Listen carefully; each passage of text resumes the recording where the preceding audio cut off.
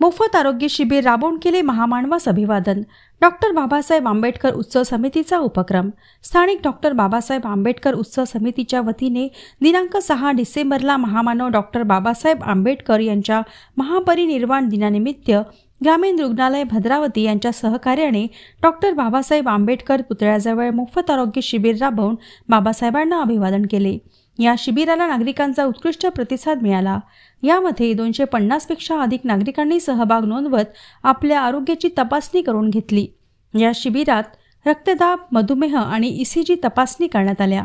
तसेच आयुष्यमान कार्ड काढून देण्यात आले.